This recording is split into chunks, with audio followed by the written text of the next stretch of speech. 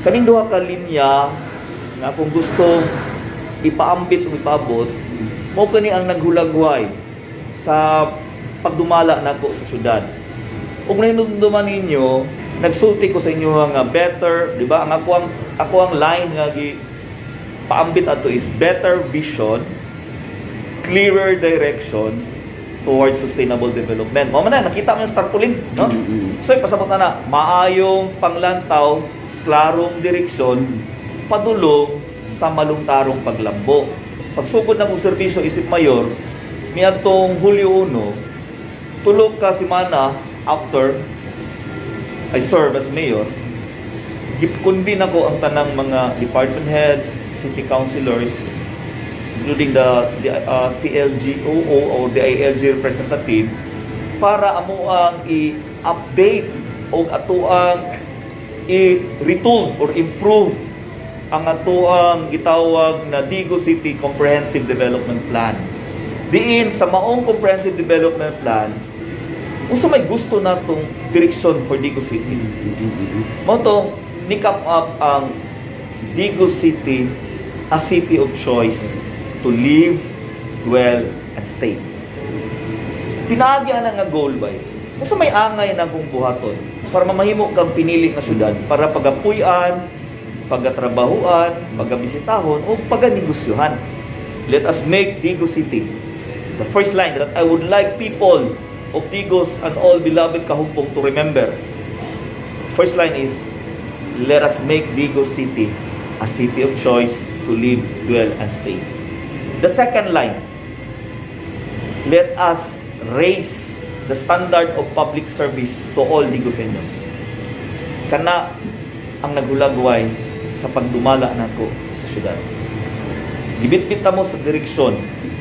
Diin sa primerong linya, naningkamot ta nga ang atuang syudad sa Digos maghulagway jud og usa ka syudad. Diin magkreita og kahigayunan, maghimo tag commercial districts. Gisugdan na nato ni karon. Malipay kayo kung maabot ang panahon kanang gipagpalapad nato nga dalan with drainage system diha sa Mapinig, Aurora, including Rojas del Pilar, and soon, Luna and Lapu-Lapu Street, mahimo na siyang commercial districts. Diin, mudaghan ang commercial buildings diha, mudaghan ang negosyante, mudaghan ang katrabahuan. Pasabot niya na malambuon nga syudad, kay mudako pod ang ato ang income, kay mudako man ang ato ang revenue o atong kita sa syudad, pinaagi sa business permits, o guban pang mga bulisanan. Diin ka na po ng kwarta ato ang paggagamiton para i-improve na to ang mga programa sama sa social services, ikan scholarship, financial assistance sa mga nagkasakit, mga programa nga makatabang sa ato ang mga pamilya nga adunay kalisod nga sinatik. Agapo na to sila pinagi sa mga nindot nga programa sa syudad. Ikaduha, kay lagi ang syudad sa Digos kabahit og apilta sa gitawag nga Metropolitan Davao, giandam nato ang ato ang infrastruktura. So that's the general statement. Specific, kung sa may mga industries nato nga pwedeng makadungag sa paglambo sa Digo City, ang turismo, ecotourism. Digo City is endowed with beautiful natural scenery. Diri makita ang highest peak of the land, which is Mount Apo, natay coastal area, and Digo City is strategically located.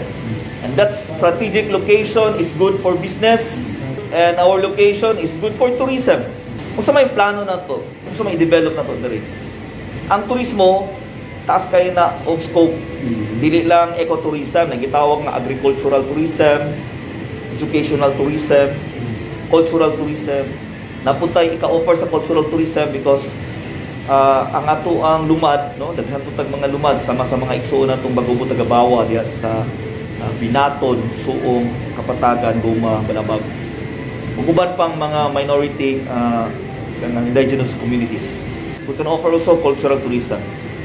So sa among diskutan specific niya tong kagahapon sa local tourism council meeting, kung sa may mga palambuon na to dire for us to serve as additional tourist attractions and destinations.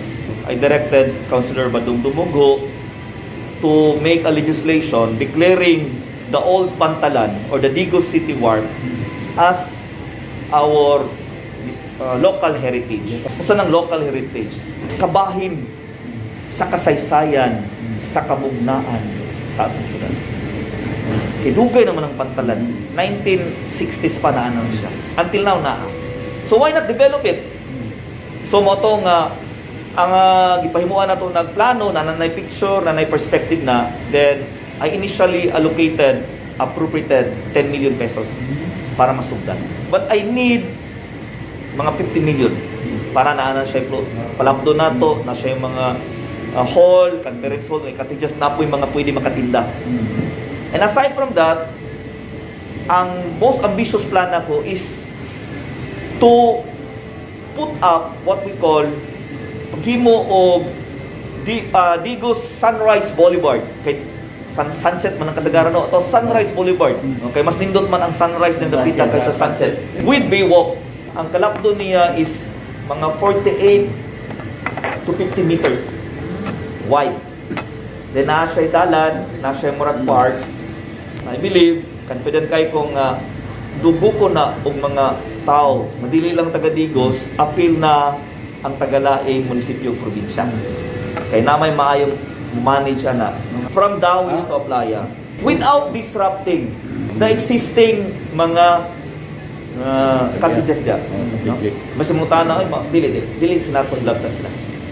Gituyo na ko na para matabangan sila. Kaya bawal man dito magbutag structure sa ato ang boulevard. Dili na sila mapundo. May stairs na siya pataas.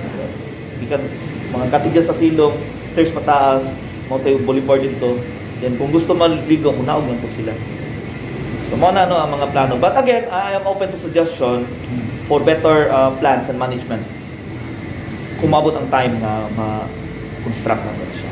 Then nag-isgot po may ato gawas na museum, Digos City Museum, ato ang value ang mga karaan nga mga tools, karaan nga mga gamit dire or mga libro nga importante kayo maghimot ang Digos City Museum.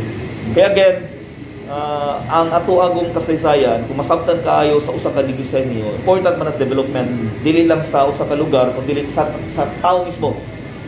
Ang development sa usa ka tao, masabtan kayo niya kung nasayod o aduna siya dakong kahibalo sa iyang kagahapon. Tuwa na. And creation of museum can help nga makasabot kayo ang usa ka disenyo sa iyang kagahapon. Yan pa. Sayang kasaysayan sa kasaysayan. Katong cultural village sa Binaton, and then pag-improve sa trail sa Kapatagan to Mount Apo. Mao na ang mga diskaran. So, salamat kayo no. Medyo ingani jud kon dili ko mo direct din so kay higayon man guni mapasabot nato ang kinatibuk ang Hulagway ug usaon nato pag dumala usa na ko asa ang direksyon na ta mo gidala asa ta padulog para ko asa sa day ang mga plano. Ang drainage plan nato gihimuan na nako initially ay appropriated 45 million that will be implemented early next year for San Miguel and portion of Aplaya. Misa lang na siya. And I am also waiting for the response. I already submitted the POWs to the national government that will fund our widening via sa extension. It amounts to 100 million pesos, including the 200 million pesos pala para na sa extension. O tabangin ko niyo ampo. Kaya na naman to yung initial communication na okay na niya ilahan na lang surveyor ng lugar ang area this month, karong July. Unang nagpaabot ko sa ilaha. O na, kung makita ninyo sa Facebook side mo, Facebook sa Bandong, sa Councilor Bandong, binapost niya, nagtanaw mi sa drainage sa dalan. Mao to ang amuang gibuhat kay parang mahimuan na mo program of works and extension. Hopefully, that is a big project. It will complete the 80% no, sa dalan nga makomplete diha. And including the drainage, at least dili yun ako magarantiya nga natay 100% solution ng pagbaha At least Ilabi na na-icon. kay na ilulaying area, pero natay mga pamagi nga makatabang ta reduce ang impact, negative impact sa baha sa matag panimalay. And then napoy portion na totally address jud. Depende na sa lugar. Sa lugar. Laon jud kayo kana nanatay mga pamagi. Daghan kayo ta from drainage, improvement of drainage system, from pumping or suction machine. Kung dili jud pwede, natay taas kayo nga hose, i-suction to siya. Ngita tag drainage, dito na to ihulog ang tubig. So daghan na kayo, ay rest assured, no? Wala ta nagpabayaan ang dapita. Nya daghan po kayong naibog ka ng mga footbridge. Pasaylo alam ko, Jod, pasaylo alam ko nga di na ko madungan-dungan kay duha ka bulan o duha ka tuig o 21 ka adlaw pa pud ko. May unta og paglingkod nako naanay dalan-daan. I'll be given a chance to serve for another term. Tutukan na nako. And kaning 5 ka major hanging bridges diri or footbridges, including Daruparan, Mainit o kaning sa Sunwan o gapo-gapo pa man to, no? Sa Sunwan itong dapit sa Old Dam site. Or wa man to na go. Ang problema karon is kanang sa Playa, Biao o katong sa Riverside to Santo Rosario, taas-taas to. Unya ang mag-isik, i-repair na to na, ayuhon na to na o katong sa Sitio Timano.